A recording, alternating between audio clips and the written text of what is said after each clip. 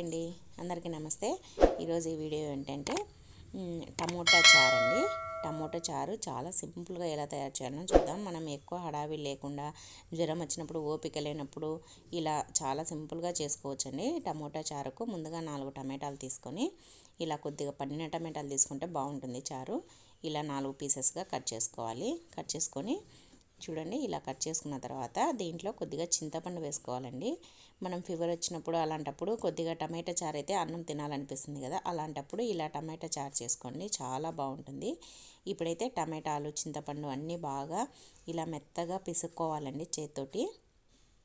ఇలా బాగా మెత్తగా చేసుకొని ఇప్పుడు మనం తినేటప్పుడు ఎక్కువగా పిప్పి వస్తే మనకు కొంచెం హెల్త్ బాగాలేనప్పుడు ఇలా తీసుకోవడం, కానీ మామూలప్పుడు కూడా ఇలా ఎక్కువగా పిల్లలైతే ఇవన్నీ తీసుకోవాలంటే ఇబ్బంది పడతారు కాబట్టి అలా ఇబ్బంది పడకుండా దీంట్లో ఉండే పిప్పినంతా తీసేసుకోవాలండి.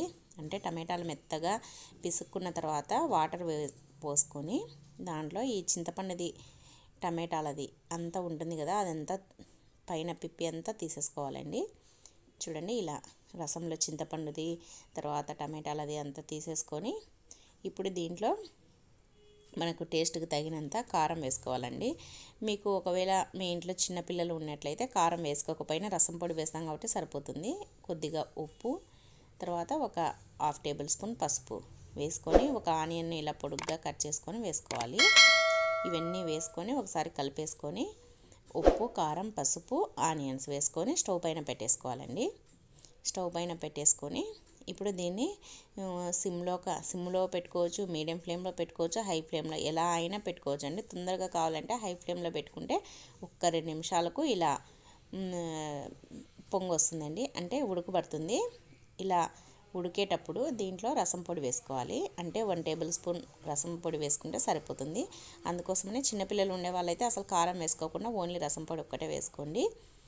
ఇంకా ఇలా రసం పొడి వేసుకున్న తర్వాత రసం పొడి కూడా ఈ రసంలో చారులో కలిసేటట్టు కలుపుకొని దీంట్లోనే కొద్దిగా అల్లం వెల్లుల్లి పేస్ట్ వేసుకోవాలి. అల్లం వెల్లుల్లి పేస్ట్ వేసుకోవడం వల్ల టేస్ట్ బాగుంటుంది.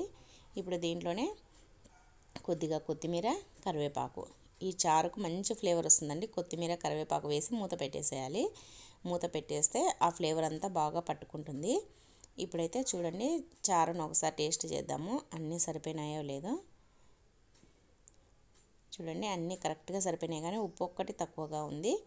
ఇంకా ఇప్పుడు మనకు ఎంత ఉప్పు పడుతుందో దాన్ని బట్టి వేసుకోవాలండి. మన టేస్ట్కి తగినంత ఉప్పు వేసుకొని దీంట్లో 1 టేబుల్ స్పూన్ కొబ్బరి పొడి వేసుకోవాలి. చివరగా కొబ్బరి పొడి వేసుకుంటే ఇంకా ఒక్క మంట పెట్టేస్తే సరిపోతుందండి.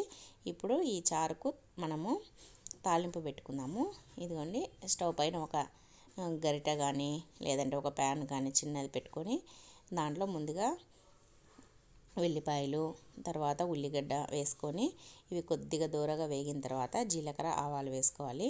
జీలకర్ర, ఆవాలు కూడా వేగిన తర్వాత దీంట్లోనే ఎండుమిర్చి, కరివేపాకు వేసుకొని ఒకసారి అంతా బాగా కలుపుకోవాలి. ఇలా కలుపుకున్న తర్వాత బాగా కాగాలండి ఆనియన్స్, తర్వాత ఎల్లిపాయలు. ఇప్పుడు దీంట్లోకి పెట్టేసుకోవాలి. రసం మనం చేసి పెట్టుకున్న రసంలోకి వేసేసుకోవాలి. చూడండి, ఇలా వేసేసుకుంటే వేడివేడిగా టేస్టీగా ఉండే టమాటా చారు రెడీ అయిపోతుందండి. సూపర్గా ఉంటుంది ఈ టమాటా చారు. మీరు కూడా తప్పకుండా ట్రై చేయండి. మీకు ఈ వీడియో నచ్చినట్టయితే please like, share and subscribe to my channel Hasni Rachipudi. Thank you for watching. Bye.